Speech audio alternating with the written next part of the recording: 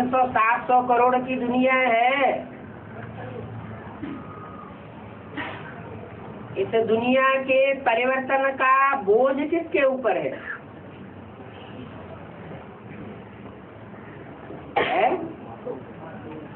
माताओं कन्याओं के ऊपर। भाइयों की कोई जिम्मेवारी नहीं। भाई लोग 16,108 की माला में नहीं आवेंगे क्या? है? आवेंगे ना। यथा राजा तथा प्रजा होती है।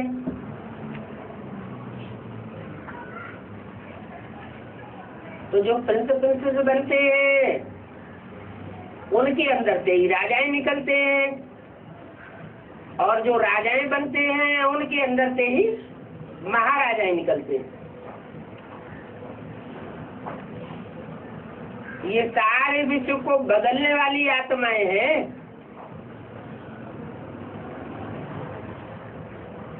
किस रूप में बदलने वाली है? अच्छे से अच्छे रूप में भी बदलने वाली आत्माएं हैं,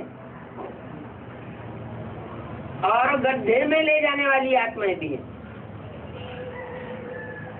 ये नीचे गिरती है तो सारा विश्व नीचे गिरता है, और ये ऊपर उठती है तो सारा विश्व ऊपर उठता है। जैसे बाबा ने दिल्ली के लिए बोला हुआ है, दिल्ली का परिवर्तन सारे विश्व का परिवर्तन, दिल्ली का सुधार सारे भारत का सुधार गाया हुआ है। अब दिल्ली तो सबकी राजधानी है। एक के पतित होने से सब पतित हो जाते हैं, और एक के पावन बनने से सब पावन हो जाते हैं। एक में अनेक समय हुए।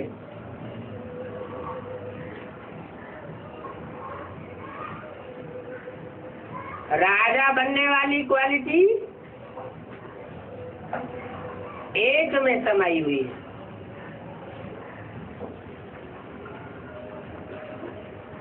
इसलिए एक के ऊपर जिम्मेवारी आ जाती है कि जैसा कर्म हम करेंगे हमें देख और भी करेंगे। ये जिम्मेवारी पुरुषों को दी है या माताओं कन्याओं को दी है? किसको दी है? दोनों को दी है। माताओं को दी है, कन्याओं को नहीं है? नहीं। क्यों? कन्याओं को किस लिए नहीं दी है?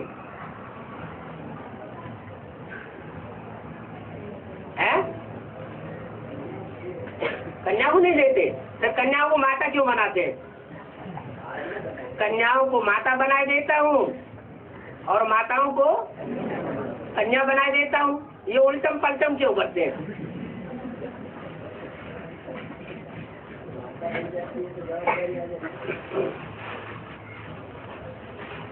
माता भी बनाते हैं, फिर कन्या भी बनाते हैं। अदर कुमारी का भी गायन है और कन्या कुमारी का भी गायन है। तो चाहे माता हो और चाहे कन्या हो, माता है तो रुद्रमाला की खुशबू होगी,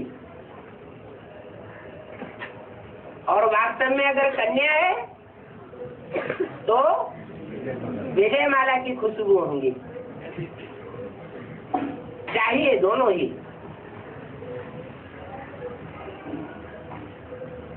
विजय माला माना कन्या और रुद्रमाला माना माता।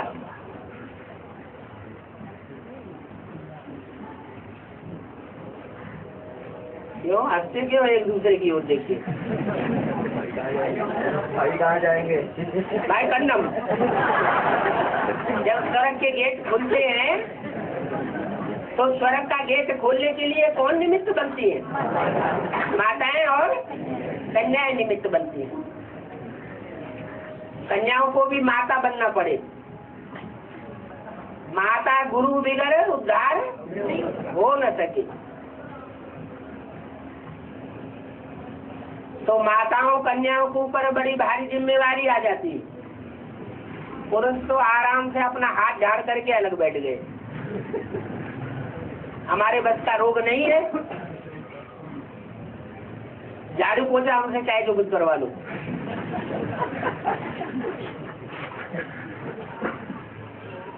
हम शिकार मार के लाने के लिए तैयार हैं, शिकारी का काम हमें दे दो, बाकी पकाने का और खिलाने का काम माताओं कन्याओं का।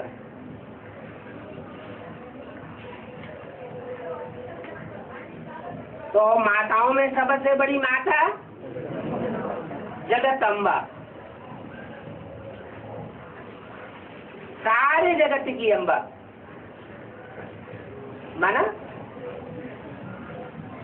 सिर्फ मनुष्यों की अम्बा,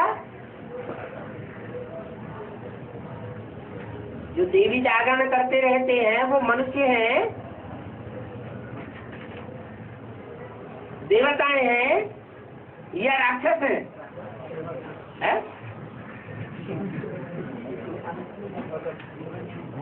ये तीनों हैं या एक है, दो नहीं है, है? तीनों हैं। देवताओं को पूजा करने की, भक्ति करने की, देवी जागरण करने की दरकार होती है, और इस दुनिया में देवताएं हैं।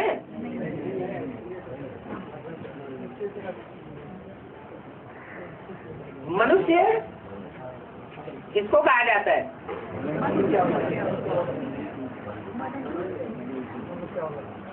मनन चिंतन मंथन करने वाले को मनुष्य कहा जाता है, और मनु की औलाद को मनुष्य कहा जाता है। मनु की औलाद जो होंगे उनकी पहचान क्या बताई है? अब मनन चिंतन भी किसका चलेगा है? अरे रोजमर्रे के जीवन की बात है, जब ब्राह्मण जीवन में पवित्रता अच्छी धारण करते हैं तो मन अपना अच्छा श्रेष्ठ कार्य करता है, और जब पतित बन पड़ते हैं तो बुद्धि चलना बंद हो जाती है। तो मनु की औलाद सच्चे अर्थों में मनुष्य वो है जो पवित्रता को धारण करने वाले हैं।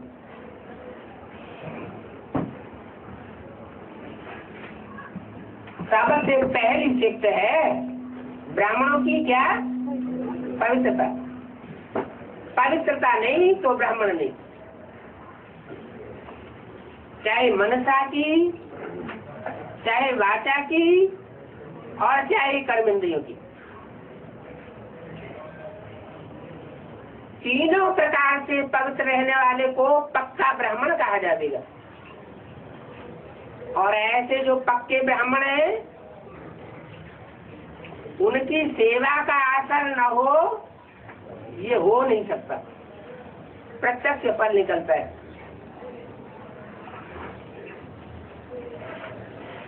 जैसे विजय माला जब निकलती है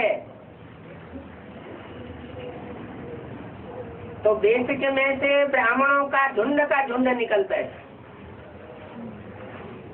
कौन सी पावर के आधार पर? प्योरिटी की पावर के आधार पर। तो असली अर्थों में मनुष्य है, अर्थात मनु की औलाद, ब्रह्मा की औलाद वो है जो ब्राह्मण है। और फिर ऐसे ब्राह्मणों का कर्तव्य हो जाता है कि ब्रह्मा के मुख से जो भी बात निकली हो उस बात को फॉलो करे अपने जीवन में। अगर ब्रह्मा मुख की बात को नहीं मानते, फॉलो नहीं करते, तो कितने भी पवित्र रहते हो उनकी पवित्रता चल नहीं सकेगी। आज नहीं तो कल प्रत्यक्ष हो जाएंगे।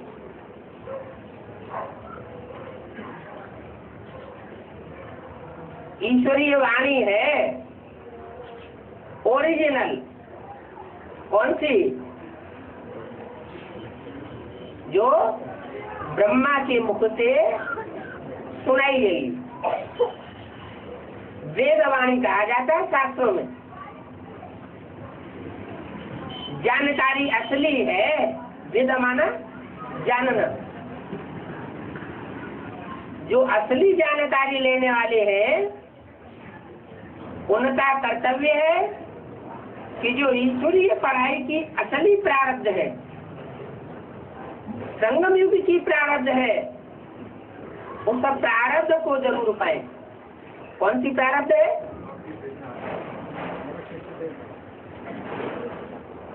असली प्रारब्ध है ज्ञान, जानकारी। इसको कहते हैं मुरली। मुरली, अगर प्यार है मुरली से तो कहेंगे मुरलीधर से प्यार है, और मुरली से ही प्यार नहीं तो जरूर मुरलीधर से प्यार कैसे होगा?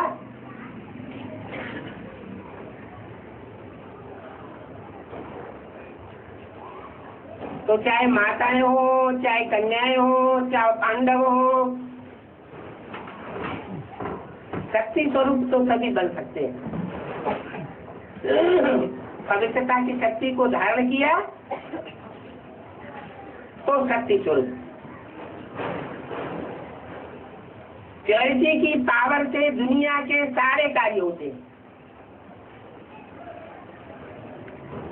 देवताएं पवित्र है तो प्रकृति सारा काम मुहैया करती है, और वही देवताएं जब द्वापर युग से अपवित्र बनते हैं तो सारे कार्य खुद करने पड़ते हैं। प्रकृति का सहयोग मिलना बंद हो जाता है।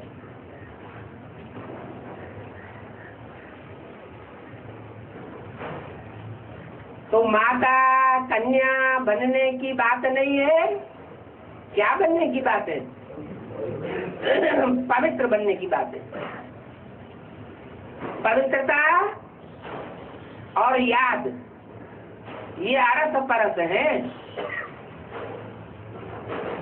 पवित्रता को धारण करेंगे तो याद स्वतः आएगी, और याद के लिए प्रैक्टिस करेंगे, पक्की दृढ़ता धारण कर लेंगे कि हमें एक कोई याद करना है, और दूसरों की अगर याद आती है तो उसे ठुकराना है, ध्यान नहीं देना। तो ऐसी आत्मा को पवित्रता की पावर जरूर मिलती है। याद के आधार पर पवित्रता टिकती है, और पवित्रता के आधार पर याद भी टिकती है।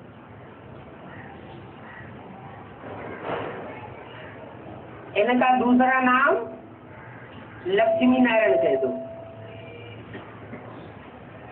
क्या? याद का सैंपल कौन और पवित्रता का सैंपल कौन? लक्ष्मी। तो जगदम्बा को कहाँ डाल दिया है? हाँ, जगदम्बा भी जब पवित्र जीवन को धारण करती है और रुद्रमाला के खेमे से निकल के एक तरफ हो जाती है,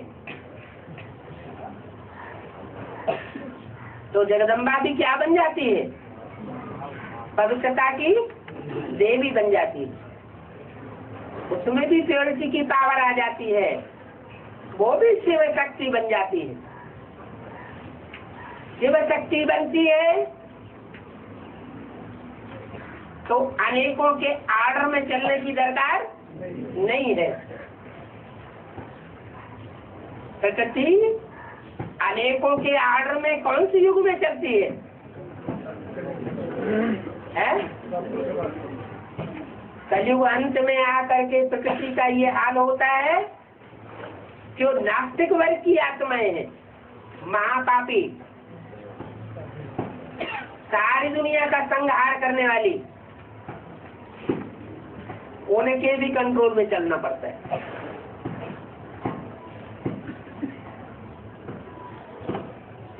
और सतयुग में प्रकृति किसी के कंट्रोल में नहीं चलती, स्वयं स्थिति में स्थित होती है। स्वयं स्थिति में स्थित होने के कारण स्वाभिमानी बन जाती है, वास्तव में शिव की शक्ति बन जाती है।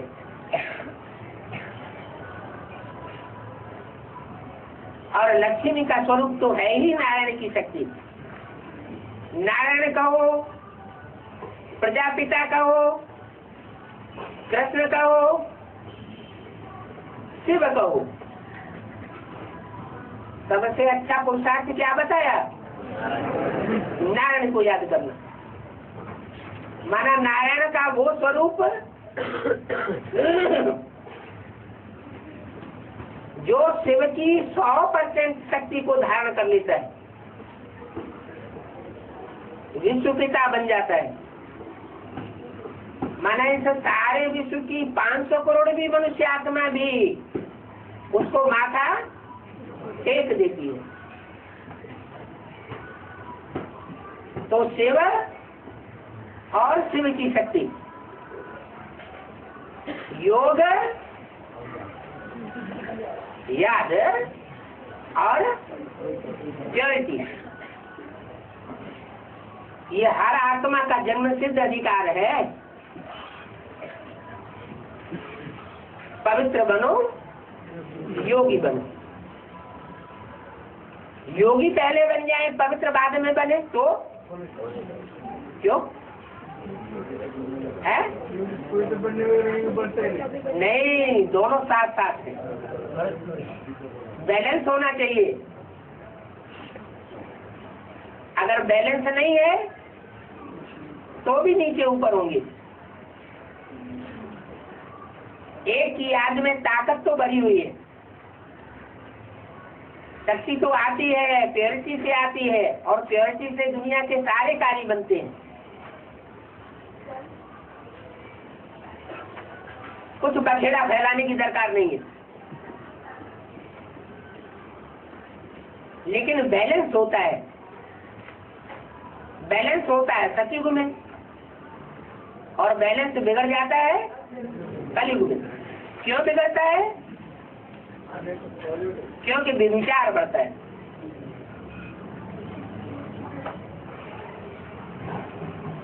विचार जब बढ़ता है तो मनसा भी डामाडोल हो जाती है, वाचा भी डामाडोल हो जाती है। वाचा एक को सपोर्ट करेगी और दूसरे की गिलानी करेगी, और कर्मेंद्रियां भी डामाडोल हो जाती है।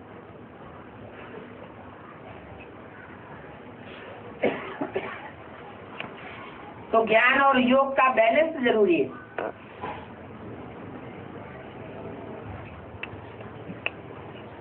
ये शक्तियां भी दो हैं, एक लक्ष्मी और एक महालक्ष्मी। महालक्ष्मी तब बनती है जब लक्ष्मी से मिलकर एक हो जाती है। लक्ष्मी की प्योरिटी और जगदम्बा का ज्ञान दोनों एक तार हो जाते हैं। अभी बैलेंस क्यों बिगड़ा हुआ है?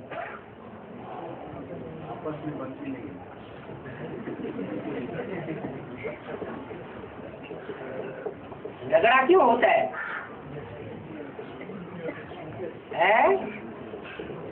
बालाजी में, तिरुपति में,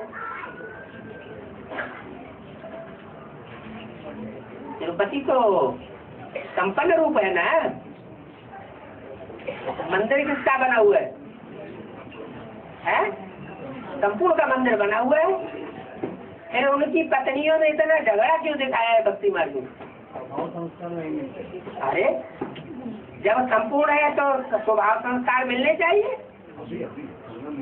हाँ, संगम युग में जो तिरुपति का पाठ है वो पहले संपन्न स्टेज को प्राप्त हो जाता है और उनकी पत्नियों का पाठ संपन्न स्टेज में नहीं प्राप्त हो पाता। जो ब्रह्मा है उसको विष्णु तो बनना है ना, और जो भी तहसीलदारी ब्रह्मा है उन सबको एक सेकंड में विष्णु बनना है। तो जब तक सबकी युति न मिले तब तक संपन्नता प्रत्यक्ष नहीं हो सकती। एक कहावत है, एक जना भार नहीं फोड़ सकता।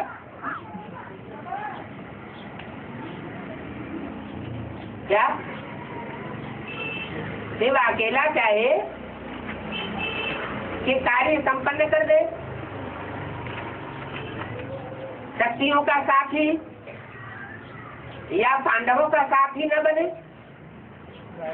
तो कार्य संपन्न नहीं हो सकता। शिव भी चाहिए और वैष्णवी भी चाहिए और पांडव अर्थात जगदम्बा भी चाहिए। जगदम्बा पांडव का रूप है या शक्ति का रूप है? पांडवों में प्रतिनिधि है, क्योंकि रुद्रमाला के मन के सब पुरुष होते, स्वभाव संस्कार से पुरुष होते, स्त्री चोले से माता का रूप है। फिर स्वर्ग के गेट खोलने के लिए जगदम्बा कैसे निमित्त बन सकती है?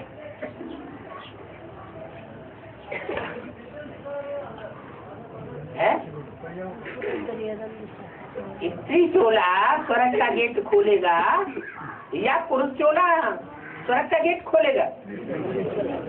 चोले की तो यहाँ बात ही नहीं है। यहाँ बात किस बात की है? आत्मिक स्थिति की बात है। आत्मा पुरुष है या स्त्री है? पुरुष स्वरूप है। आत्मा अपने स्वरूप में अगर स्थित हो जाए तो पुरुष रूप है। पुरुष से बनता है पौरुष।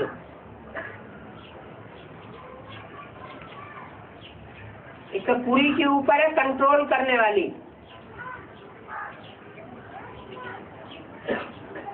आराम से सोने वाली। ये शरीर रूपी पूरी है। अगर इसमें विजातीय द्रव्य बहुत भर गए हो तो बीमारी पकड़ती है ना।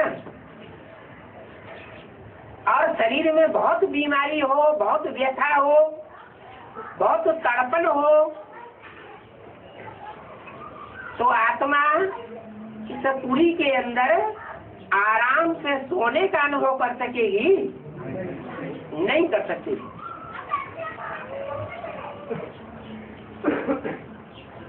राजा सत्युग में भी होता है और राजा द्वापर कलियुग में भी होता है।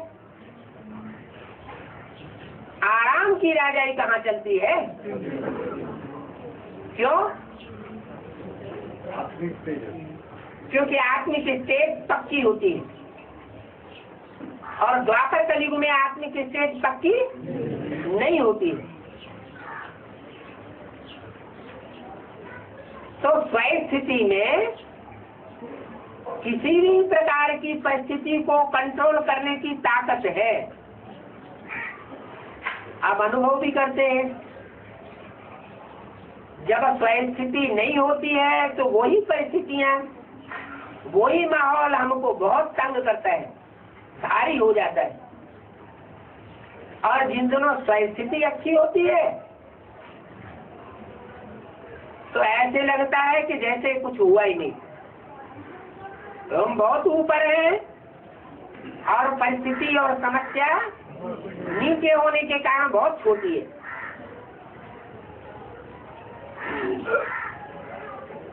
अंदर से आवाज आती है, जो होता है तो होने दो, निश्चिंत अवस्था रहती है।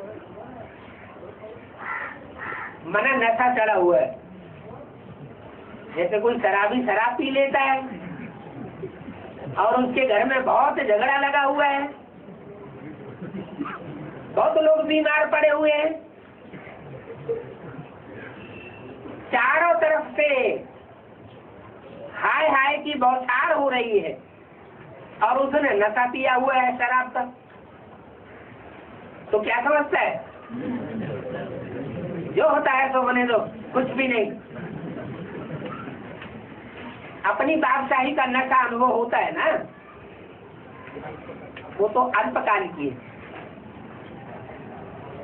नशा उतर गया, खेल खलास। और यहाँ तो नारायणी नशा है। क्या? कौन सा नशा? नारायणी नशा। क्यों? जगदम्बाई नशा क्यों नहीं कहा गया है? नारायणी नशा क्यों कहा जाता है? इसका घर ज्ञान से भरा हुआ है, इसका घर ज्ञान से भरा हुआ है। हाँ, नारायणी नशा मानो नारायणी माने लक्ष्मी। लक्ष्य क्या है जिंदगी का? नर से नारायण और नारी से लक्ष्मी बनने का लक्ष्य है। नारायण बन जाए और नारायणी मिले नहीं तो नशा करेगा है? कोई राजा हो और उस राजा को रानी न हो तो उसको राजाई का मजा आएगा? है? आएगा? है? नहीं आएगा। सत्ता का सुख कुछ अनुभव नहीं होगा।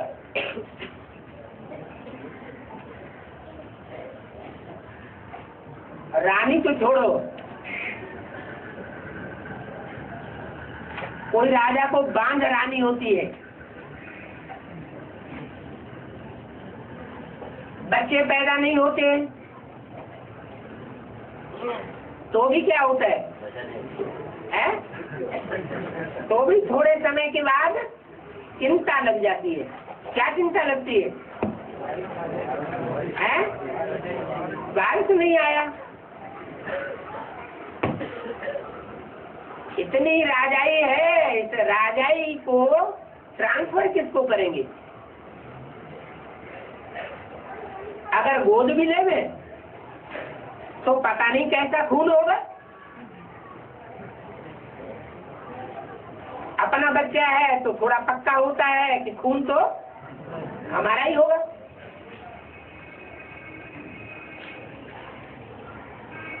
यहाँ फिर बेहद की बात है। क्या बेहद की बात है? कोई धरनी बड़ी फर्टाइल होती है और कोई धरनी बंजर बन जाती है, उसमें पैदाइश नहीं होती है। तो जो बंजर धरनी होती है उसकी कीमत बहुत कम हो जाती है और जो फर्टाइल धरनी होती है उसकी कीमत बहुत बढ़ जाती है।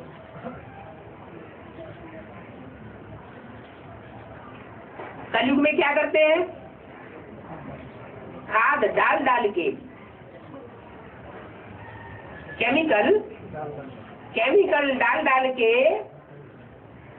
जिस धरने में कुछ भी पैदा नहीं होता और पैदा भी होता है तो कीड़े खा जाते हैं। उस धरणी को भी कैसा बना लेते हैं? अल्पकाल के लिए उपजाऊ बना लेते हैं। अल्पकाल के लिए जो धरणी उपजाऊ बनती है उसकी क्षमता उत्तरोत्तर कम होती जाएगी या बढ़ती जाएगी? क्षमता दिन प्रतिदिन घटती जाती है।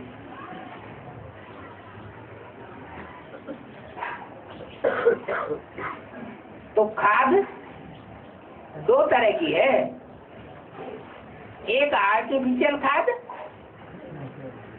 केमिकल और दूसरी नेचुरल खाद।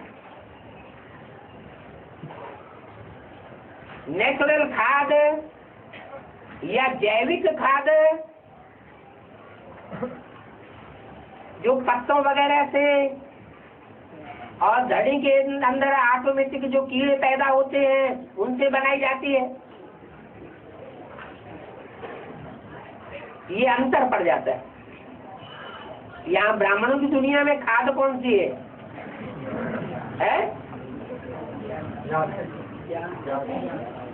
अरे सत्युग त्रेता में कोई खाद पड़ती है?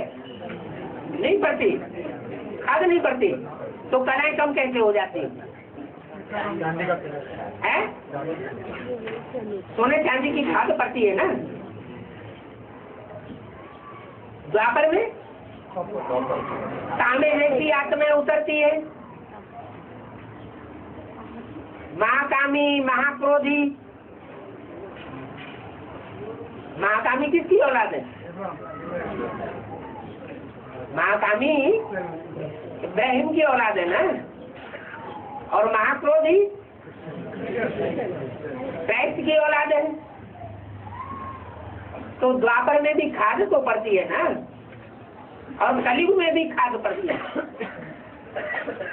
ऐसे नहीं कि क्रोधियों की और कामियों की खाद कलयुग में पड़ना बंद हो जाती है। वो भी दिन प्रतिदिन बढ़ती जाती है, क्योंकि हर धर्म की आत्माएं ज्यादा से ज्यादा तादाद में सृष्टि पर उतरती है। ऐसे नहीं कि आज में उतरना बंद, आज में उतर गई फिर बाद में उतरना बंद हो जाता है। जैसे देवताई आत्माएं सत्युग त्रेता में ही उतरती हो और द्वापर कलयुग में न उतरती हो, ऐसे नहीं है। सत्युग त्रेता से उतरना शुरू होती है तो कलयुग अंत तक हर धर्म की आत्मा आती ही रहती है, बीच में बंद नहीं होती।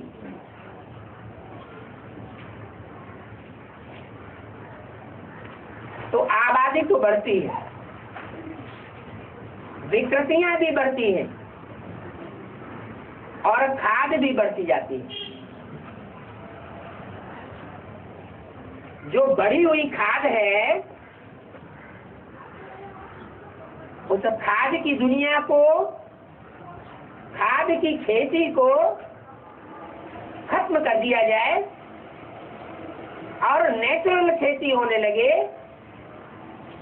उस बेहद की नेचुरल खेती के लिए क्या करना पड़े?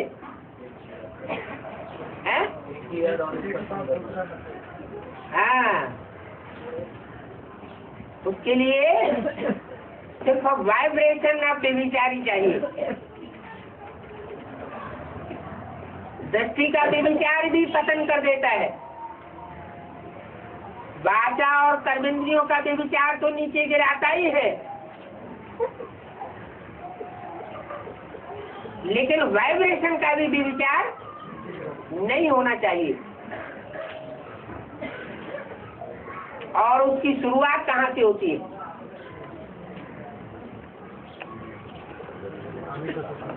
वाइब्रेशन की विचार की शुरुआत कहाँ से होती है?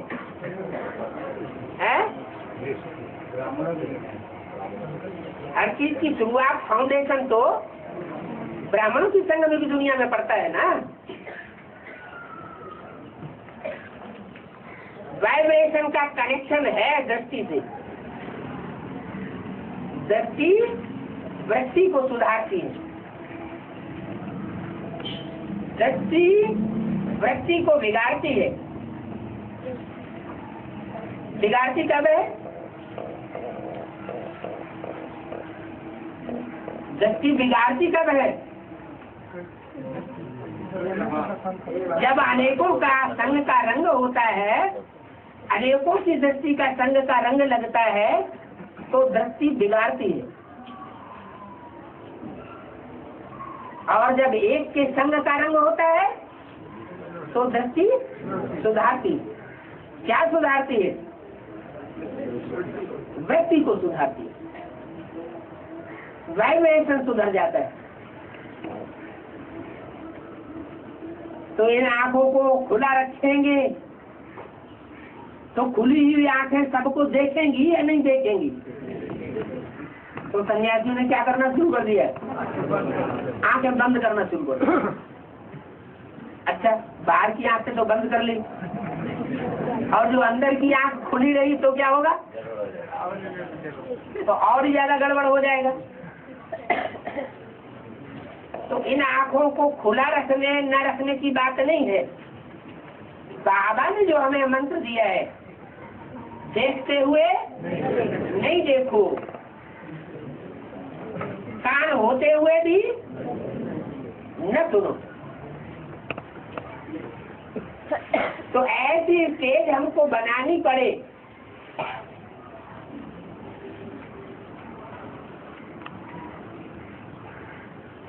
कौन बनाएगा?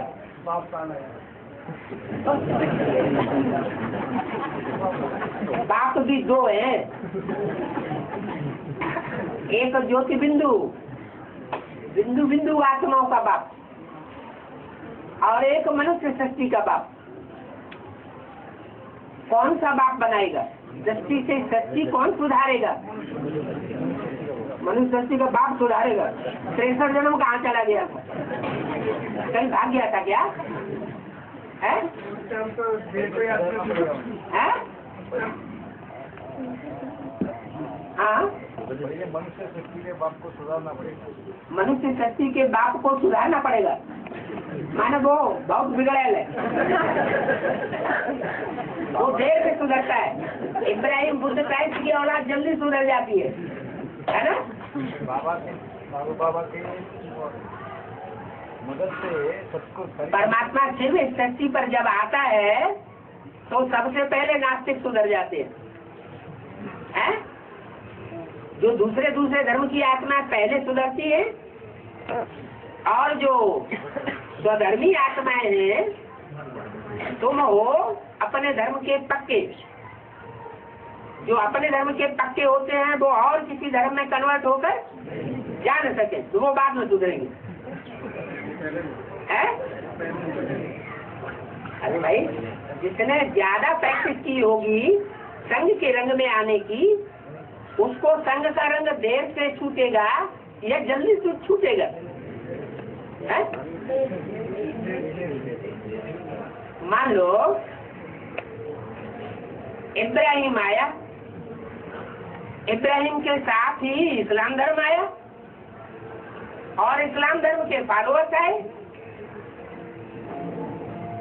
तो ज्यादा पतितपना कौन से धर्म ने अपनाया विधर्मियों के बीच में?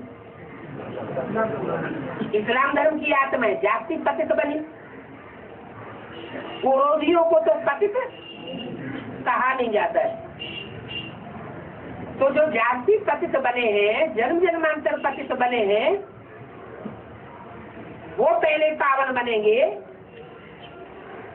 या जो लास्ट में आए हैं नास्तिक धर्म की आत्माएं, वो पहले पावन बनेंगी?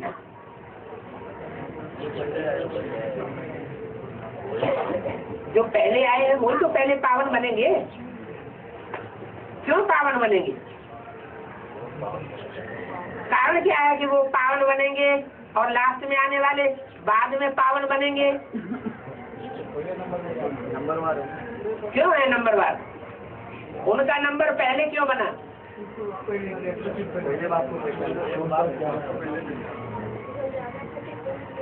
जो कामी है, जो ज्यादा पतित है, वो पहले बाप को पहचानते हैं। क्रिश्चियन से पहले बाप को ज्यादा पहचानते हैं या इस्लामी पहले पहचानते हैं? अभी प्रैक्टिकल दुनिया में क्या हो रहा है? अभी ब्राह्मणों की दुनिया में और बाहर की दुनिया में इस्लामी जाति पहचान रहे हैं, मुसलमान जाति पहचान रहे हैं या क्रिश्चियन वर्ग की आत्माएं ज्यादा पहचान रही है? इस्लाम धर्म की आत्मा ज्यादा पहचान रही है? या की तरह इस्लामी बैठे हुए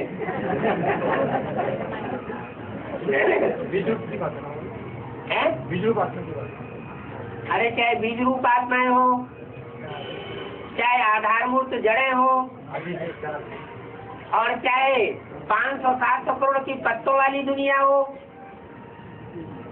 सब में रस तो एक ही होगा ना। नीम का बीज कड़ुआ होगा तो जड़ें भी कड़ुई होंगी, तो तना भी कड़ुआ होगा, तो शाखाएं भी कड़ुई होंगी और पत्ते भी कड़ुए होंगे। बीज है ना, जैसा बीज वैसा वृक्ष आदि।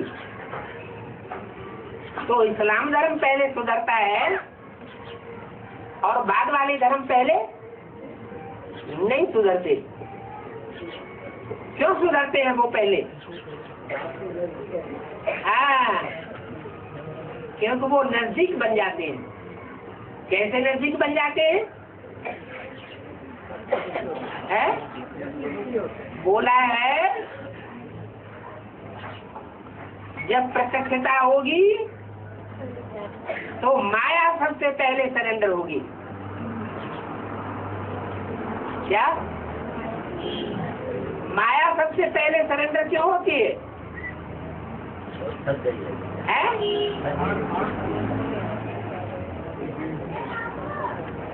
माया पहले सरेंडर हो जाती है, और जो पहले सरेंडर होता है ये राज की बात है।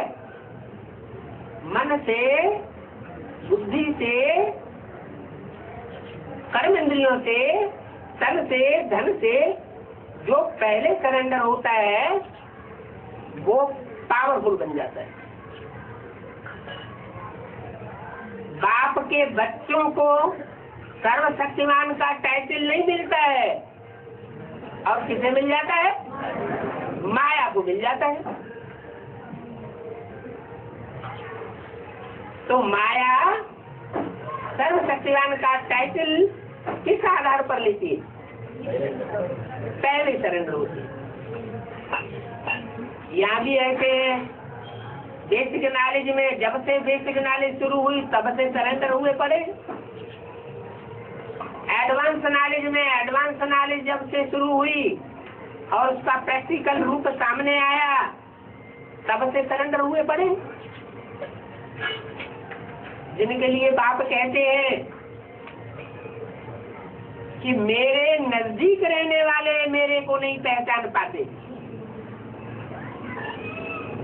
और थोड़े समय तक नहीं, लंबे समय तक मेरे नजदीक रहने वाले मेरे को नहीं पहचान पाते।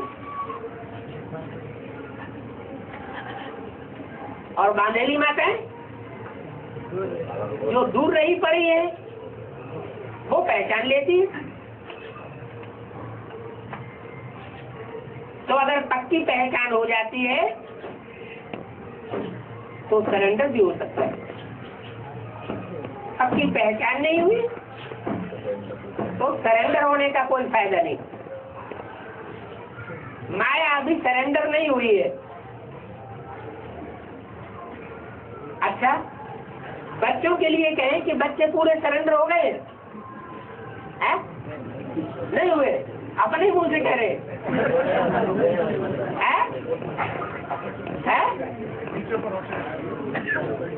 सरेंडर तो हुए, लेकिन बीच बीच में माया ताल ठोक के सामने आ जाती है। अच्छा, तुम सरेंडर हुए तो हमसे दो हाथ मिलाओ, हाथ मिलाओ जरा। और माया की चक्करी के सामने हवा निकल जाती है। फिर अनिश्चय बुद्धि हो जाते हैं। अनिश्चय बुद्धि ना विनश्यति माना क्या विनश्यति? जो बच्चा बना हुआ था वो बच्चे का विनाश हो जाता है। अनिश्चय बुद्धि माना मर गया, और निश्चय बुद्धि माना विजयी बना, माना बाप का बच्चा बना। तो निश्चय बुद्धि और अनिश्चय बुद्धि ये चक्र बच्चों को चलता रहता है। प्रजापिता को ये चक्कर चलता होगा या नहीं चलता होगा? प्रजापिता का दिन और रात नहीं गाया हुआ है। दिन और रात किसका गाया हुआ है? ब्रह्मा का दिन, ब्रह्मा की रात।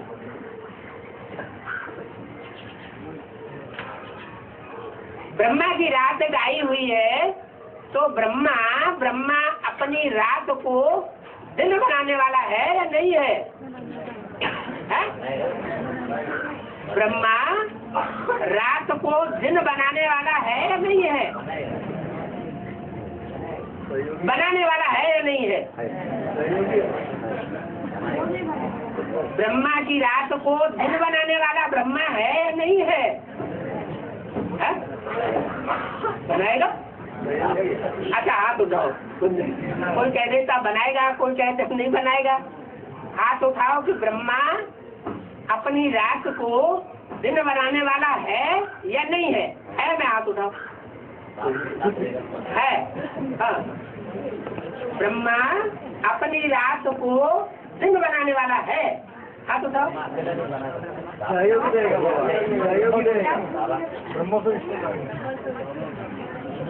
अरे सीधी सी बात है, जिसकी रात होती है उसमें अज्ञान की रात पहले ही भरी हुई है, वो कैसे दिन बनाएगा?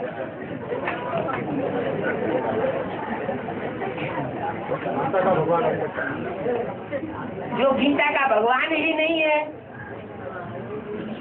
तो गीता का भगवान न होने के कारण वो दिन नहीं बना सकता। अज्ञान रूपी रात को दिन बनाने वाला एक ही भगवान है, ब्रह्मा नहीं है, विष्णु भी नहीं है।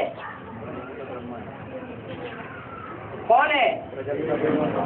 प्रजापिता। तो प्रजापिता जब तक प्रजापिता के रूप में प्रत्यक्ष न हो, माना उसमें शिव की प्रवेशता न हो, तब तक वो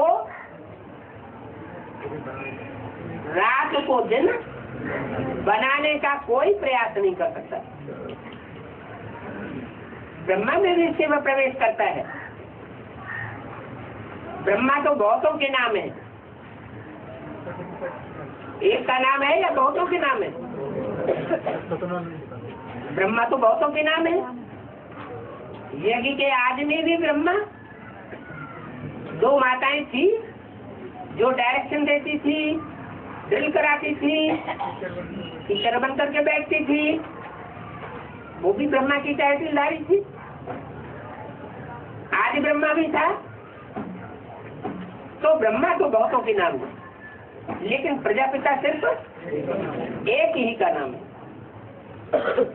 तो जो प्रजापिता है वो प्रजापिता यज्ञ के आदि में भी था, मध्य में भी होता है, और ब्राह्मणों की संगति की दुनिया में अंत तक भी प्रजापिता मौजूद होता है, प्रेजेंट होता है।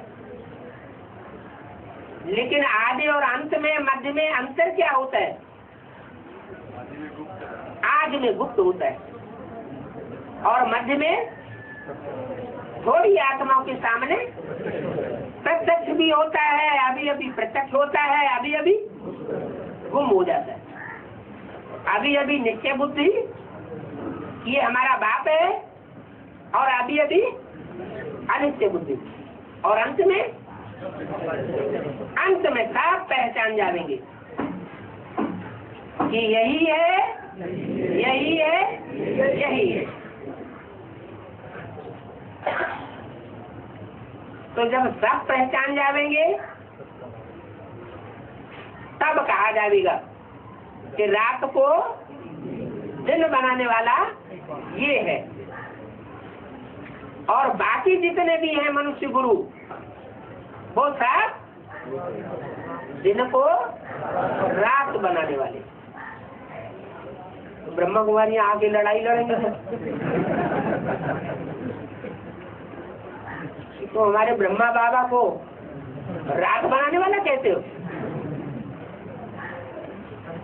धर्मगुरु कहते हो, मृत्यु गुरु है वो। ब्रह्मा की तो पूजा नहीं होती है, मूर्तियां नहीं बनती हैं, मंदिर नहीं बनते हैं, तो कोई तो कारण हुआ होगा। क्या कारण हुआ? कारण क्या हुआ? ये होता है मूर्ति के द्वारा कार्य पूरा नहीं होता, उस मूर्ति को अमूर्त बनना पड़ता है। अमूर्त माना आकारी बनना पड़ता है। अपनी मूर्ति त्यागनी पड़ती है और दूसरे की मूर्ति धारण करनी पड़ती है। तो अपनी मूर्ति से कार्य संपन्न नहीं हुआ तो वो मूर्ति की पूजा नहीं होती, मंदिर नहीं बनाए जाते। जिस मूर्ति के द्वारा कार्य संपन्न होता है उसका नाम वाला होता है। इसलिए ब्रह्मा का दिन, ब्रह्मा की रात गाई हुई, प्रजापिता का दिन और प्रजापिता की रात नहीं गाई हुई।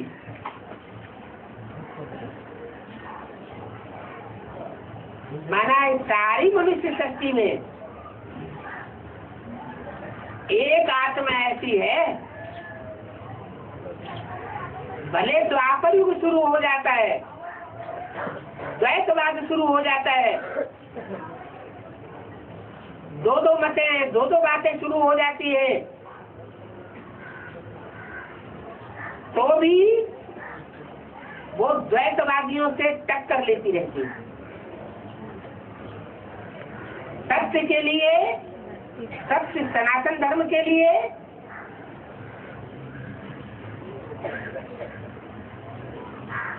जितना वो बलिदान करती है आत्मा, उतना और कोई बलिदान नहीं कर सकता। जो बताया है, अपने धर्म में मर जाना ठीक है, लेकिन दूसरे का धर्म अपनाना ठीक नहीं।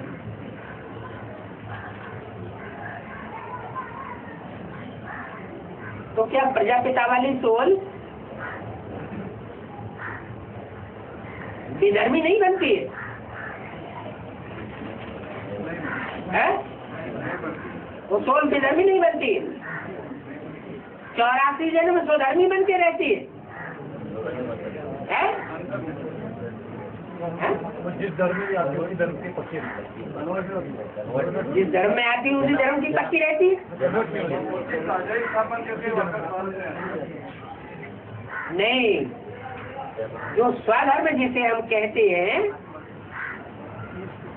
स्वधर्म माने सत्य धर्म, माने सनातन धर्म, सत्य माने सच्चाई। तो हर धर्म में सच्चाई होती है या नहीं होती है? हर धर्म में सच्चाई होती है ना। तो वो प्रजापिता वाली आत्मा सब धर्मों का बीज है या एक धर्म का बीज है? सबका बाप है ना। लेकिन जहाँ भी जाकर के वो राजाई स्थापन करेगी तो सात्विक राजाई, सात्विक कायदे कानून स्थापन करती है।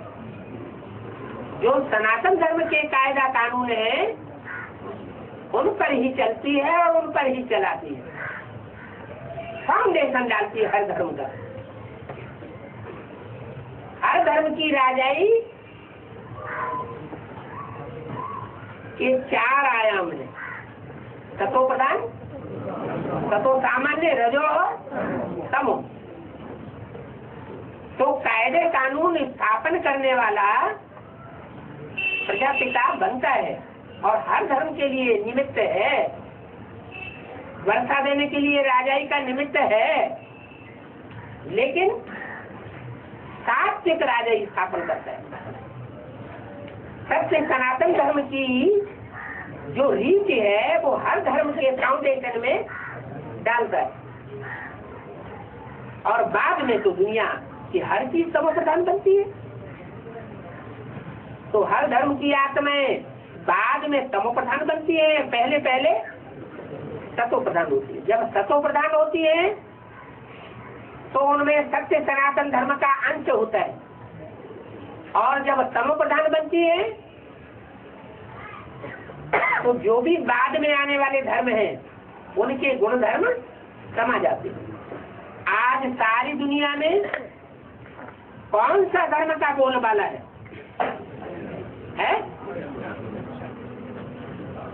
क्रिश्चियन का बोलबाला है, मुस्लिमों का है,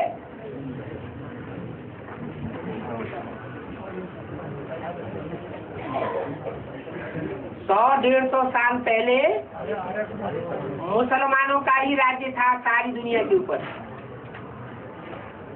और लंबे समय तक मुसलमानों ने राज्य किया।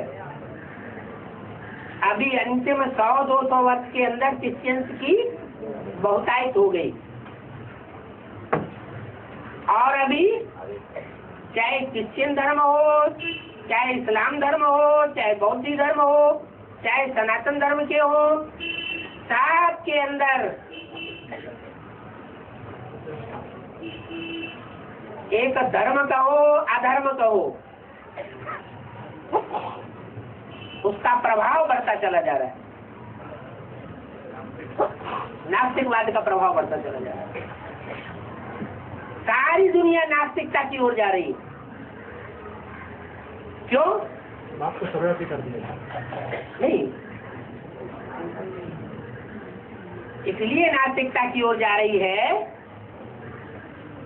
कि आज में हर धर्म सत्य सनातन धर्म से मिलता जुलता होता है, अच्छाइयाँ होती हैं, और अंत में जो अंतिम धर्म है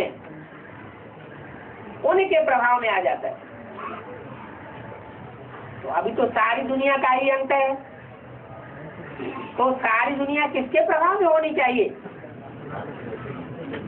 जो अर्धनास्तिक आर्य समाजी है और जो नास्तिक रशियन से हैं, उनके प्रभाव में सारी दुनिया को आ जाना चाहिए। सचिव के आज में राजाई थी, बाप ने आकर के राजाई स्थापन की, राजाई की चलन चलाई, प्रजा के ऊपर प्रजा का राज्य, ये चलन खत्म कर दी। और अभी आज की दुनिया में क्या हाल है? सारी दुनिया में कोई भी देश हो, कोई भी धर्म के हो, एक नेपाल जैसे देशों को छोड़ करके सब देशों में नास्तिकवाद छाया हुआ है। प्रजा के ऊपर प्रजा का राज्य बढ़ रहा है।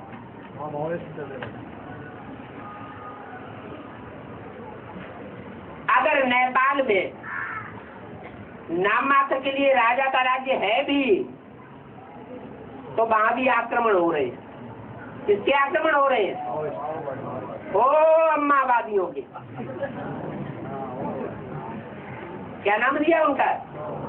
माओवादी। क्योंकि माँ जो होती है वो जल्दी बच्चों के प्रभाव में आती है, या बाप जल्दी बच्चों के प्रभाव में आता है? माँ ममता में ऐसी शराब हो जाती है कि बच्चों के प्रभाव में आ जाती है, और छोटे बच्चों के प्रभाव में जाती आती है, या बड़े बच्चों के प्रभाव में जाती आती है, या बीच वाले बच्चों के, बिचौलिए बच्चों के ज्यादा प्रभाव में आती है। ऐसे तो माँ बाप दोनों को ही या तो बड़े बच्चे से ज्यादा प्यार होता है, या सबसे छोटे बच्चे से प्यार होता है। बड़े से क्यों प्यार होता है? बड़े से बच्चे से इसलिए प्यार होता है कि वो हमारी परवरिश कर सकता है। पहले बड़ा हो जाएगा ना, तब तक हम बूढ़े हो जाने, और छोटे से इसलिए प्यार होता है, ये तो छोटा है, बड़े ने तो पहले से ही सट्टा आके आए लिए, और छोटा बच्चे के पास तो कुछ भी नहीं है, तो उस पर भी रग जाती है। तो ऐसे ही झाड़ के चित्र में सबसे नजदीक कौन बैठा हुआ है? नास्तिक वाला सबसे नजदीक बैठा हुआ है। और ऐसी आत्माएं माँ बाप से खूब प्यार लेती है, माँ से भी प्यार लेती हैं, बाप से भी प्यार लेती हैं, क्योंकि जानती हैं क्या माँ बाप इस बात को जानते हैं कि इनको कुछ मिलने वाला नहीं है, इनको अगर कुछ प्राप्ति हो रही है तो हमसे जो कुछ हो जाएगी वो हो जाएगी, बस राजा उनको मिलती नहीं। इसलिए नजदीक बैठा करके उन छोटों को बहुत प्यार मिलता है। तो गायन है छोटा तो खोटा। ओम बच्चों को जल्दी, और जो परवर्ती धर्म वाले आए हैं वो तो उनसे भी ज्यादा आगे बढ़ गए। वो कहते हैं जितने ज्यादा बच्चे पैदा करो उतना ज्यादा अच्छा, तो हमारा पितृ में ज्यादा रूप उतरेगा।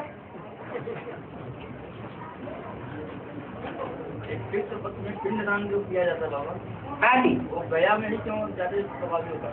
जब जाएगा तभी तो पिंडदान मिलेगा, गया ही नहीं तो मिलेगा कैसे?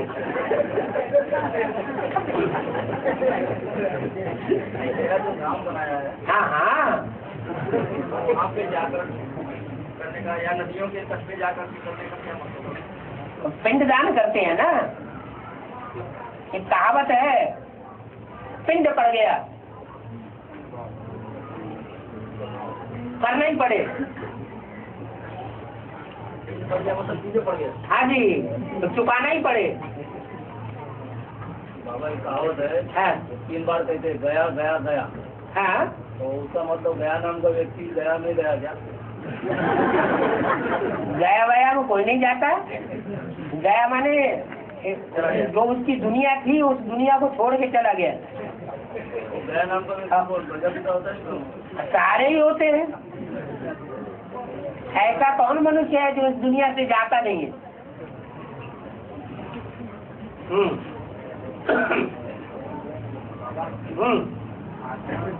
तारीख पर उतरने पर बाप से डायरेक्ट बच्चे पढ़ाई पड़ेंगे। हाँ जी, बेसिकली जब कट उठे तो साकार में एडवांस में बाप के सामने सम्मुख बैठ हम पढ़ाई पढ़ते हैं। है तो एडवांस में आने के बाद ये पॉइंट कैसे लागू होता है?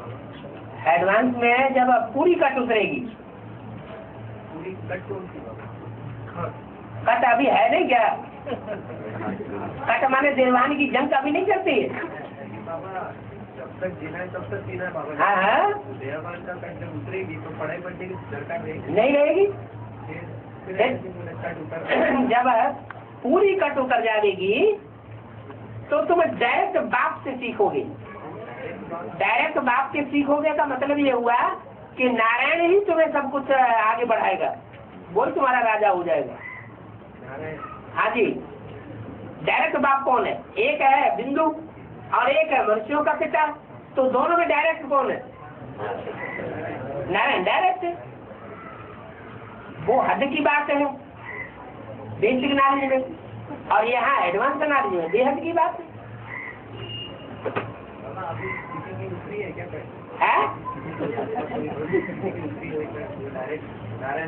अभी बाप के ऊपर संशय तो नहीं आता है?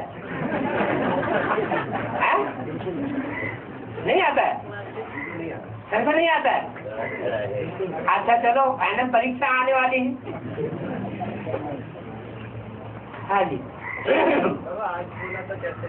आज बोला था कि सबसे अच्छा पुरुषार्थ है, सहज पुरुषार्थ है नारायण को याद करना। हाँ जी, लेकिन एक मुद्दे में ऐसे कहा है कि नारायण को याद करेंगे तो माया ज्यादा सताएगी, सबसे ज्यादा माया उनके पास आती है। तो नारायण को माया में ज्यादा नहीं सताया होगा? ये तो सहज पुरुषार्थ हो गया, कठिन पुरुषार्थ हो गया। सहज होगा। नारायण का पुरुषार्थ जो नारायण ने किया होगा वो सहज पुरुषार्थ हुआ होगा या कठिन पुरुषार्थ हुआ होगा? सहज तब होता है जब आत्म की स्थिति है, और देहभान की स्थिति है तो सहज नहीं होगा। हाँ परसों एक आत्मा मिली बीके में चलने वाली। हाँ जी। जो बीके में चलती है वो पहले से मैं पहचानती हूँ उसको। तो जैसे सेवा कर रहे थे कि शंकरवाली पाठ अभी चल रहा है तो पहचानो, ऐसा मैं बोल रही थी उसको। तो इतने दिन से सुन रही थी वो, अच्छा से सुन रही थी और ग्रहण कर रही थी। हाँ। इस बार जब मिली तो उसने 2-3 ऐसे वाक्य बोले कि ऐसे बोला कि उसको कि शंकरवाली पाठ जो है वो तुमको पता नहीं है क्या है। बोलती है सब असुरों को इकट्ठा करते हैं और उनको शक्ति भरते हैं और ऐसे छोड़ देते हैं। और दूसरी बात उसने कही कि ब्रह्मा का जो पाठ है वो सतो प्रधान शक्ति है और वैष्णवी शक्ति है वो रजो प्रधान शक्ति है, और शंकर वाली पाठ को तमो प्रधान। मतलब जैसे उन्होंने बहुत इकट्ठा बैठ के कुछ मनन चिंतन किया है। और ऐसे मुझे लगा कि मतलब वो सिर्फ अपने मन से नहीं है बात है, बहुत लोग मिलके ऐसे सोच करके उन्होंने किया और मैं तुरंत उसका मुकाबला नहीं कर पाई है। मुकाबला करने की क्या बात है? जो सत्य है वो अंत तक जीवित रहता है या बीच में खत्म हो जाता है या शुरुआत में खत्म हो जाता है? सत्य जो है वो सर पर चढ़ के बोलता है और सत्य को नष्ट नहीं किया जा सकता है। और जो असत्य है वो खत्म हो जाता है। जितना ज्यादा झूठ होगा उतना जल्दी खत्म होगा, जितना कम झूठ होगा उतना देर से झूठ खत्म होगा, और पूरा ही सच्चा होगा 100% तो वो खत्म होता ही नहीं। तो तीनों मूर्तियों में से उनको कंपेयर करके बता दो। भक्तिमान में कहा हुआ? हाँ जी, भक्तिमान में कहा हुआ क्या? तमो प्रधान शंकर। हाँ नहीं कहा हुआ है, वो तो देखने में आता है। कोई बातें ऐसी होती हैं जो बाहर से देखने में कुछ और नजर आती है और अंदर से कुछ और होती है। सार्वभौमत्व मतलब बोला हुआ है बाप का प्यार अंदर का और बाहर का प्यार, इसमें बड़ी भारी युक्ति है। धर्म परिवर्तन जो होता है वो चोरी से कनेक्शन है, पुरुष चोरी से कनेक्शन। धर्म माने धारणा, धर्म माना धारणा। जो धारणा शक्ति है वो शरीरधारी करेगा या बिंदु आत्मा करेगी? और मुसलमान धर्म जब चेंज होता है, मुसलमान का पुरुष चोरा चेंज होता है। हाँ मुसलमान बनते हैं तो पुरुष चोरे में चेंज होता है, हाँ, स्त्री चोरे में कुछ चेंज होता है। स्त्री चोले में चेंज नहीं होता है, बदल। स्त्री चोले में चेंज होने की क्या जरूरत है? वो तो उसके कंट्रोल में चलती है। स्त्री चोला जो है चाहे हिंदुओं का है और चाहे मुसलमानों का या इस्लामियों का है, स्त्री चोला तो कंट्रोल्ड हो जाता है द्वापर कलयुग में, द्वैतवादी दुनिया में। इसलिए वो तो ऑटोमेटिक माना जाता है, वो जो जिसके कंट्रोल में है वो उसी धर्म का है। बाबा, गीता पाठशाला का मुखिया सेवा में जाएगा और गीता पाठशाला कन्या माता चलाएगी, वो क्या बुरी बात है? हाँ, दूसरे की अगर कन्या है तो वो किसी की गीता पाठशाला में बैठ करके कंट्रोल नहीं करेगी। गीता पाठशाला में माता वो साथ होगी तो भी? माता 24 घंटे साथ है तो ठीक है, माता साथ होती है फिर 24 घंटे साथ है तो तुमने यहाँ तो सेवा में बाहर निकलने की बात पूछी। 24 घंटे में से अभी आपने ये अब आप बात बदल रहे हैं। अभी आपने पूछी कि सेवा में बाहर निकलती है माता, तो जब माता बाहर निकल गई माने कन्या अकेली रह गई। कन्या घर की नहीं, बाहर की कन्या। बाहर की कन्या क्यों रहनी चाहिए गीता पाठशाला में? ना बाबा, गीता पाठशाला चलाने के लिए बाहर की कन्या निमित्त नहीं होनी चाहिए। माता है ना उनके साथ, वो अकेली नहीं चलाती है। कोई भी हो जिसको निमित्त बनाया है वो अपनी गीता पाठशाला को संभाले। वो माता है ना, कन्याओं को नहीं सौंपना है। और वहाँ कोई कंडुआ तो नहीं रहता है। कंडुआ रहता है तो, लेकिन वो कन्या घर में नहीं रहती ना, कन्या तो बाहर में रहती है। संभालने की बात कर रही हो? नहीं, गीता पाठशाला चलाने के लिए हाँ, वो टाइम रहता ना, वो टाइम ही आती है, वो टाइम ही जाती है।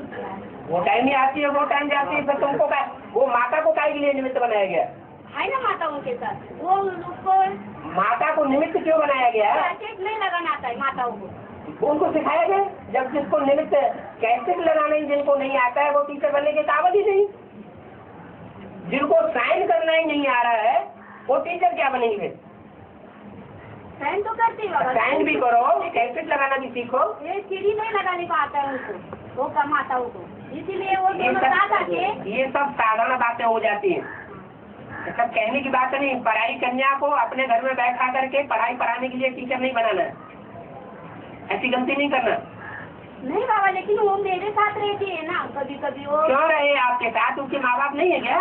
माता वो अकेली चलती है ना ज्ञान में, घर में अकेली रहती है? अकेली चलती है ज्ञान में। हाँ तो कोर्स करने के लिए हम दोनों पाठशाला में रहते हैं। हाँ, ऐसे हमेशा नहीं रहती।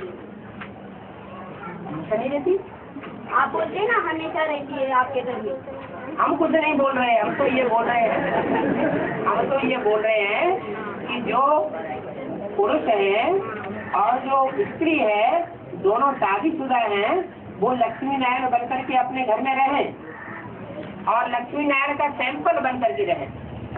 वो टीचर हो गए क्या?